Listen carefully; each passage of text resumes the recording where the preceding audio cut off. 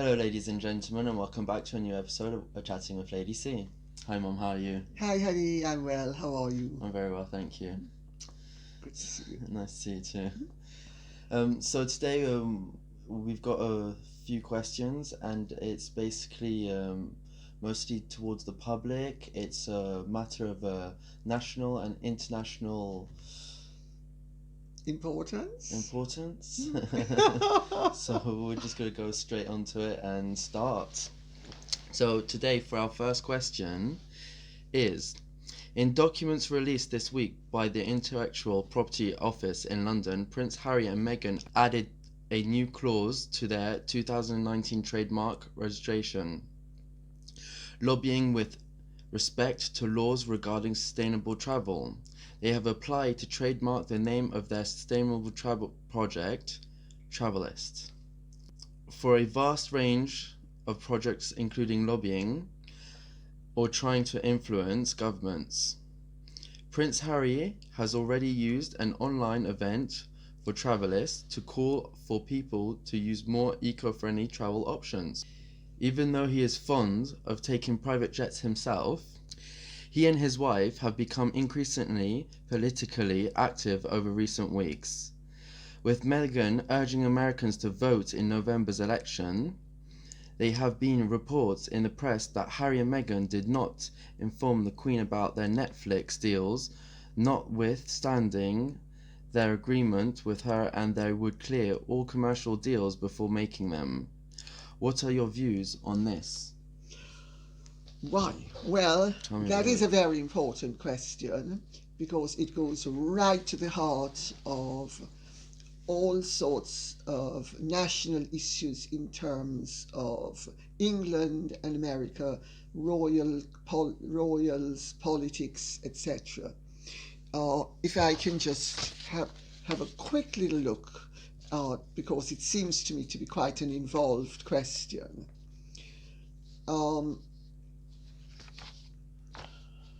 First of all, it's been a source of great concern to many people that, and I'm speaking about people who are in very responsible positions, that Harry and Meghan are not registering a charity, and they're not registering a foundation. They are registering an entity, whatever that means. So that's a concern.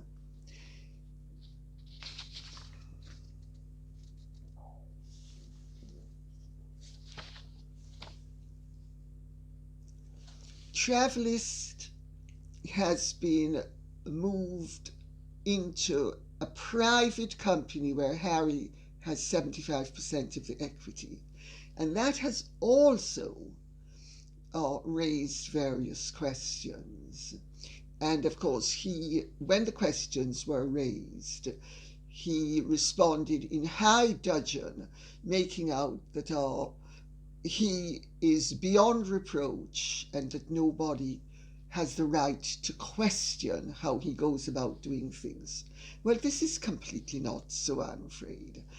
The public have the right, the press has the right, and if it is a private company, are they asking people to donate to a private company? That's a very, very awkward question.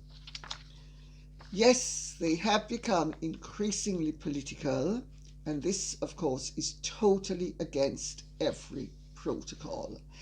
I mean, in my book, I went to great lengths to explain why it is unfeasible for members of royal families to involve themselves in politics and or commerce. Harry and Meghan are involving themselves in both. They are endangering the standing of the British royal family generally.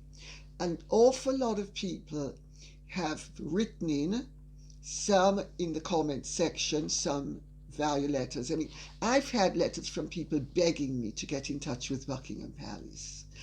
and handing on their letters. They've obviously written to Buckingham Palace and have had either a stonewalling response or no response at all. I would imagine, because why would they be writing into me asking me to hand on their concerns to Buckingham Palace?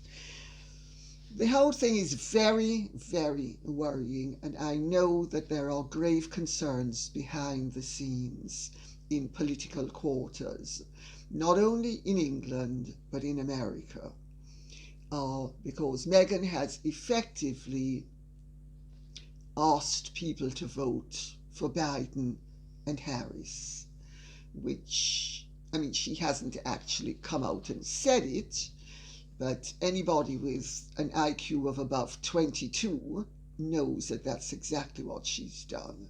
So it's all very worrying. As for Harry and Meghan not informing the Queen about the Netflix deal, their modus operandi is to present the royal family with fait accompli, which really is, we're going to do it, we're going to wrong foot you, and if you don't like it, how are you going to deal with it? It's not a clean way, it's not an ethical way, and it's not a productive and constructive way of dealing with a major institution like the royal family. There are also other questions in terms of the Netflix deal which have arisen, because I know through one of your godmothers, who, as you know, is quite a figure to be reckoned with in the theatre and film world, that anybody who gets into bed with Netflix has to effectively turn over all control of every aspect of their commercial life to Netflix. This means that although Harry has said that the Invictus Games have the cancellation of the Invictus Games, which were going to be aired over Amazon, have nothing to do with the signing of the Netflix deal, the reality is that despite his disclaimers to the contrary, once he signed the Netflix deal, it was not going to be possible for him to be in bed with any other major organization. So the whole thing is very concerning, and it shows when you have two people who are very strong-willed and very determined to do what they want and to ride roughshod over everybody else who doesn't agree with them, that there might be trouble down the line. There might be trouble down the line.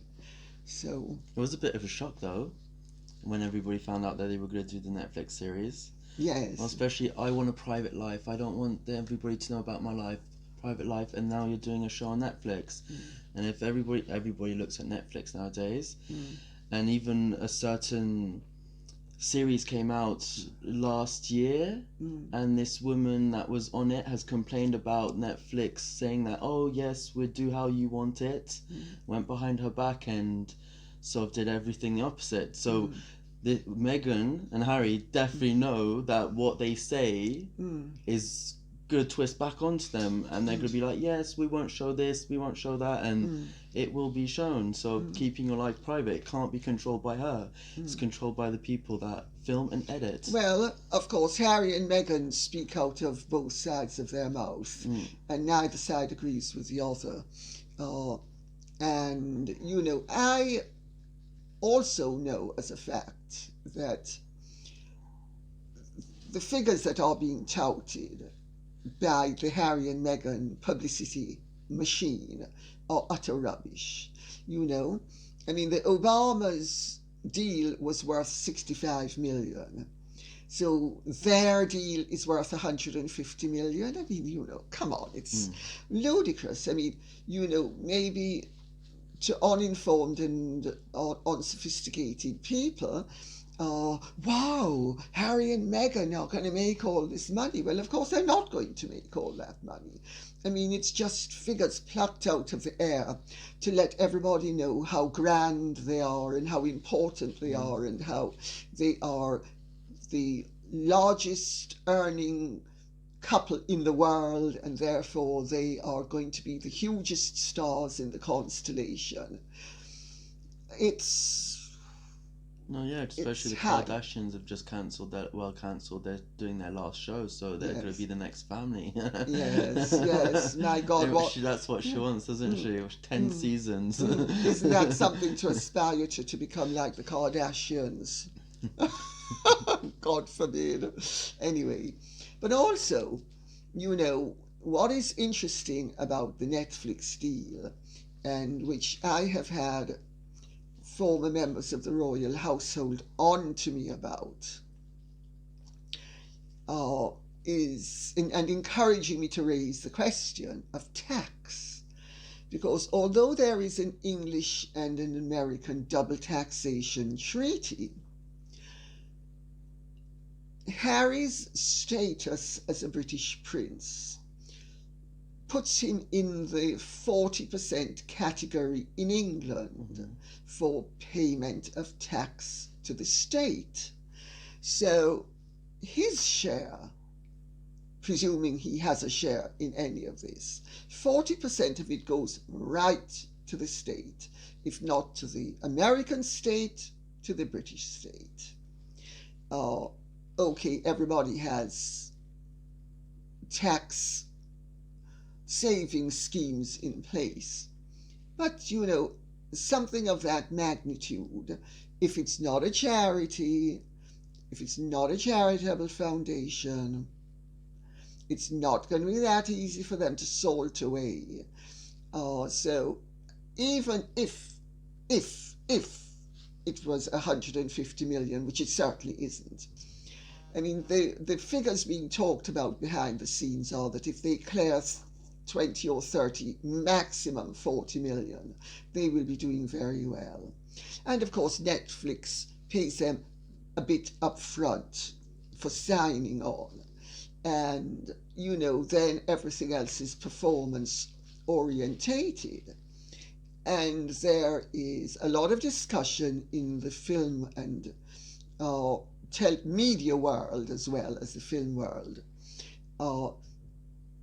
about what real appeal Harry and Meghan are going to have, because they're basically bores, and they're basically lecturers, and they're basically look how wonderful we are, and we're so woke, and we're so concerned, and we love everybody. And I mean, he, for instance, has recently said something to one of his organizations about, you are family. Well, of course, I mean,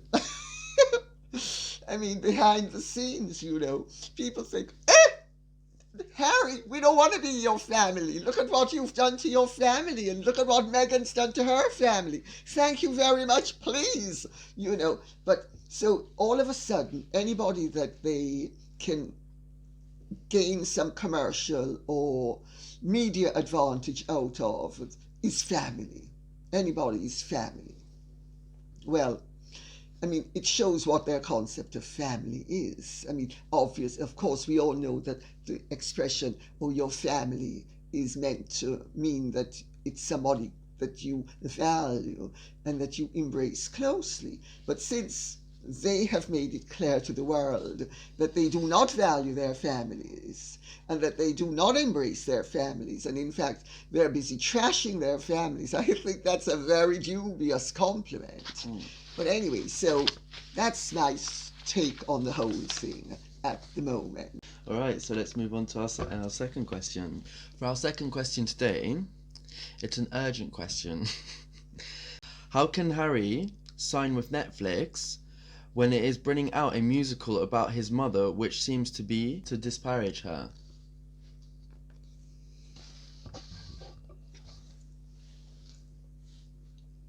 The short answer is very easily. He's obviously done it, and he's done it, and it remains to be seen to what extent she is disparaged. I think, in fairness to him, and we do need to always bend over backwards to be fair to everybody, this might have given him some leverage to soften the blow where she's concerned. But we'll see. If it disparages her, well, obviously, as far as he and Meghan are concerned, the money's worth more than anything else. And I mean, there are people privately saying that these are two people who would sell anybody and anything down the river so that Meghan can live the billionaire lifestyle that she requires, and that Harry can keep Meghan sweet because he's addicted to her, the way, say, a heroin addict is addicted to heroin. So I don't know. We'll have to see when the musical comes out.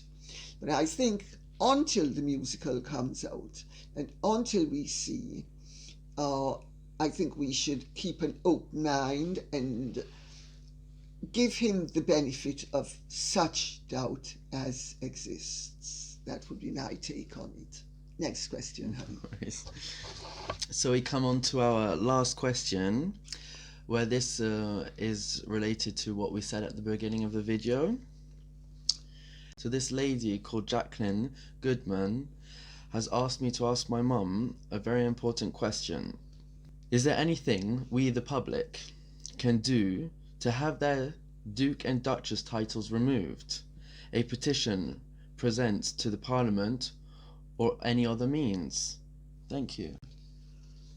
Well, this is a very timely question, and the issue has been bubbling behind the scenes for some time now.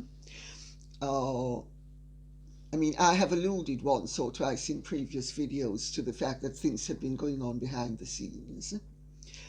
And in fact, there is now a petition that has been created by David Probert, a retired employee of NatWest, who has written to his MP, Henry Smith, requesting that Mr. Smith table a motion before Parliament to have the Sussexes stripped of their title.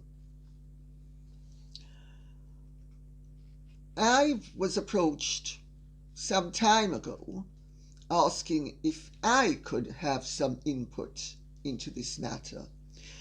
And this was before Mr. Probert came up with his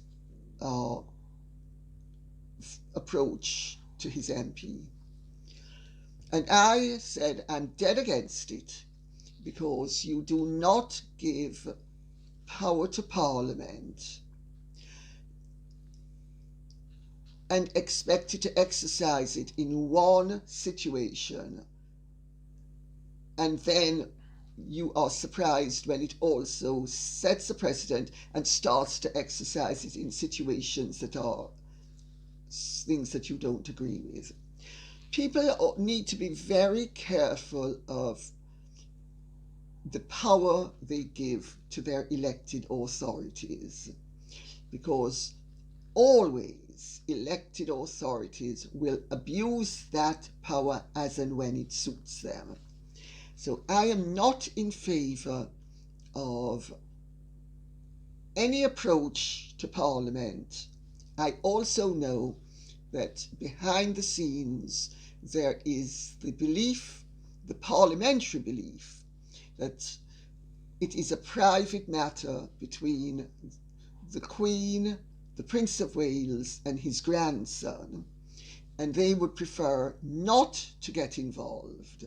Of course, if there is a huge groundswell of support, it makes the whole matter far more awkward for everybody concerned. I know that the Queen and the Prince of Wales do not want to strip Harry of his royal status. uh, because he is their son and grandson and they love him. And they understand in a way that maybe the public does not completely appreciate, but I try to indicate in my book that Harry has mental health issues that do require at least his loved ones to have a certain degree of compassion for him.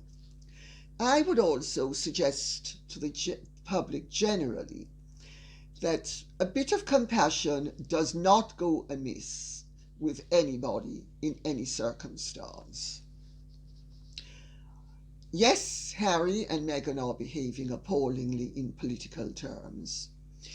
They are behaving irresponsibly. They are behaving like spoiled brats, and something I think can be and should be done. And I think Miss or Mrs. Goodman has hit the nail on the head in the way nobody else has. Because although all of this has been bubbling behind the scenes now for about 2 months, I think, nobody has actually come up with what she says, which is, what can the public do? And I'll tell you what the public can do. The public, I think, can start a petition inviting Harry and Meghan to forego using their royal titles in their entirety, not only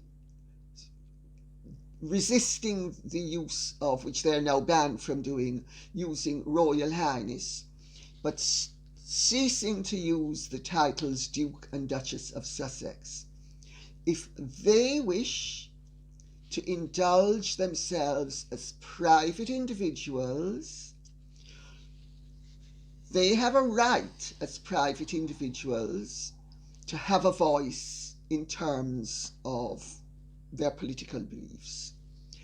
Neither of them has the right as a member of the royal family to be beating any political drum whatsoever.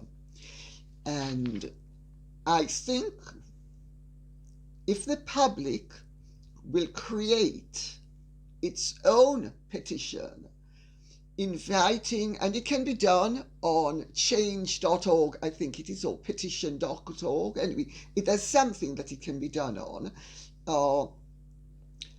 that I personally don't want to do it, and I think though that the public can do it, and it would mean far more coming from the public that they create the petition. And you know, Meghan is always speaking about change and making your voice heard. Members of the public, you have a voice, use it. Take a leaf out of Meghan's book and show her that she's not the only one who can use her voice. You can use your voice as well.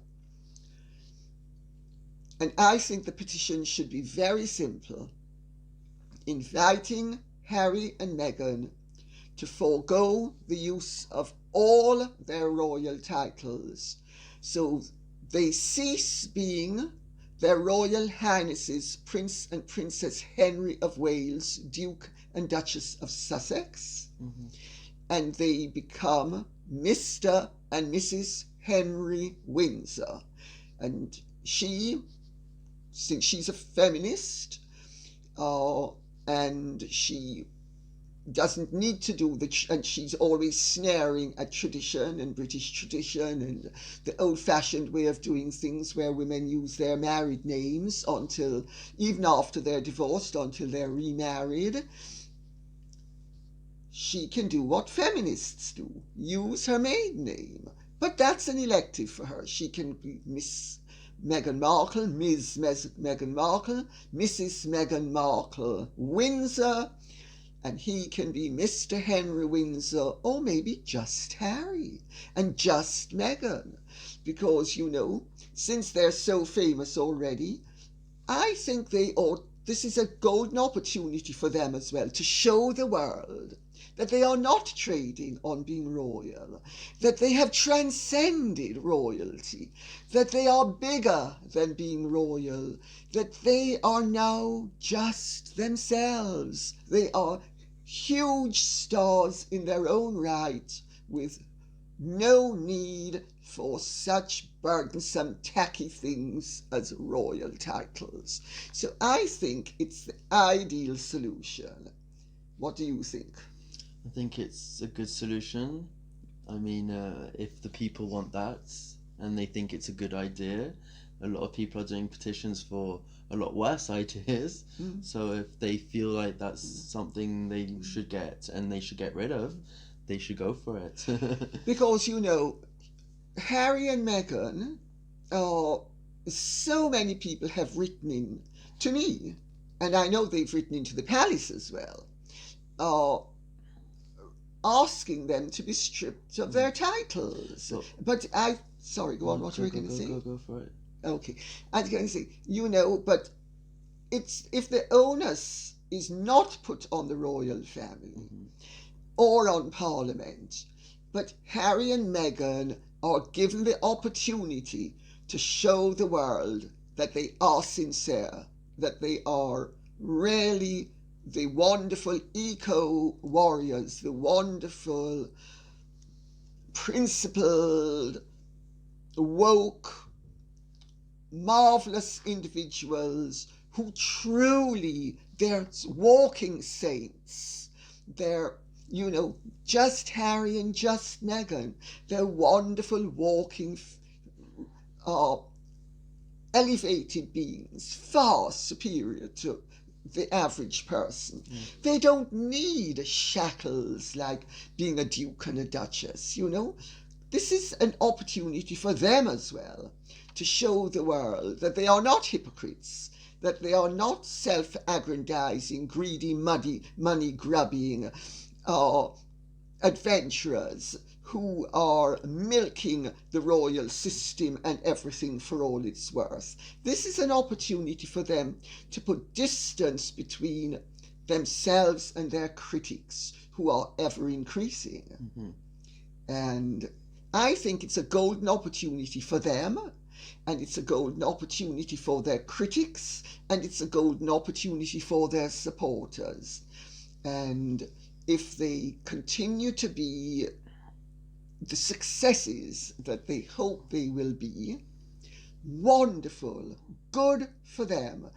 They will have achieved not on their own merits, because, I mean, let's face facts, even if they're just Harry and just Meghan, everybody knows that his father one day is going to be King of England and his grandmother's the Queen of England. So, you know, it's and by the way, that's a very old-fashioned term that I'm using, but since I am a historian of sorts and I read history, throughout history, it's always been called until the latter part of the 20th century, when you said the Queen of the United Kingdom, until it was always the Queen of England and the King of England. But so this, you know, so they still have and enjoy the kudos of royalty and the link to royalty, but nobody will thereafter be able to accuse them of trading on their royal names. At the moment, they have Duke and Duchess of Sussex bandied over everything as a copyright. Get rid of it. Just copyright just Harry and just Meghan. They're great enough that they don't need the shackles of royalty, I would imagine, at least, if not right yet, hopefully in the future, and certainly where they and their supporters are concerned. You know, I mean, I actually think it would be a very liberating thing for them to do. I actually think it would be a very good ploy, because you see, even though I strongly disapprove of a lot of what Harry and Meghan do, have done, and I suspect will continue to do, I also see the other side. And I also see where they are in an ideal position to do good. And if they would simply cease polluting this good with such obvious hypocritical, self-interested, self-aggrandizing giveaways, and just, they want us to believe that they're pure. Well, be pure. Just become Mr. and Mrs. Henry Windsor, or Harry and Meghan. There have been other stars, great stars, who only had one name: Capucine, Liberace. I mean, they're right up there with the pantheon of I'm being naughty now. But they don't need it. They don't need it. They're too big. As Norma Desmond said in Sunset Boulevard. To paraphrase, Harry and Meghan are too big for this measly little royal and measly little political world. They're too big. They don't need the shackles of royalty. I think we should liberate them. I would encourage Jacqueline Goodman, since her question is the thing that has triggered the idea, to start the petition. And if you want some help on drafting it, I will be delighted to help you with the wording of it, because I think this is a really constructive way forward that liberates everybody.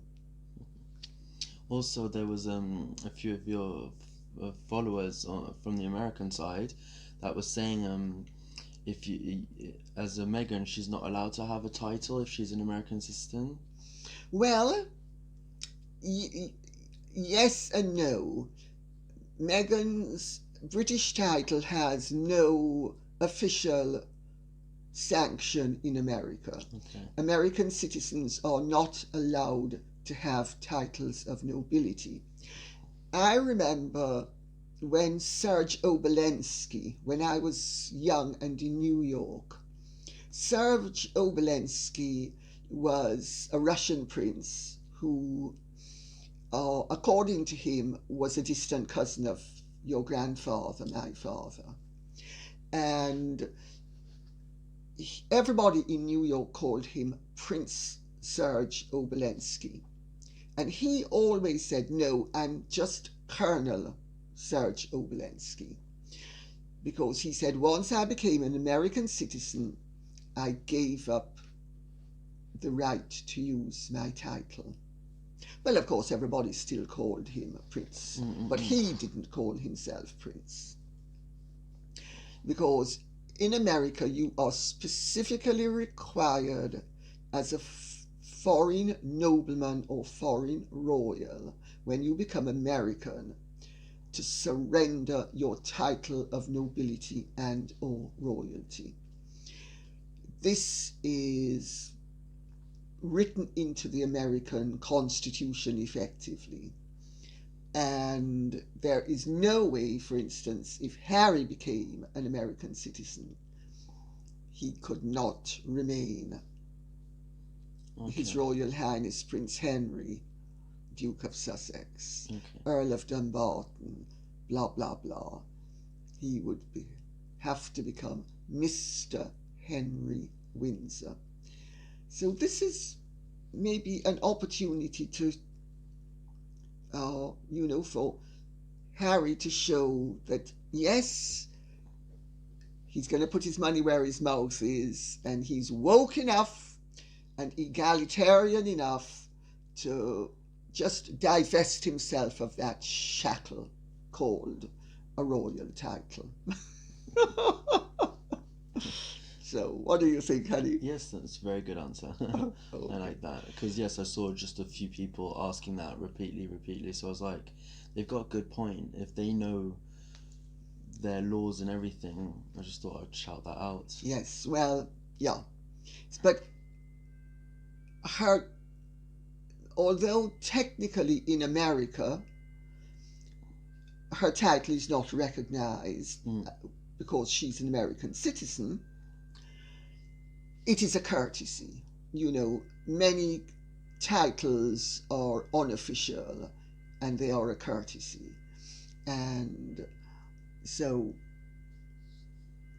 as long as he has a title, she can continue to use it. Okay. But it's a courtesy. It's nothing more than a courtesy. It's a good courtesy. Yeah, yes. And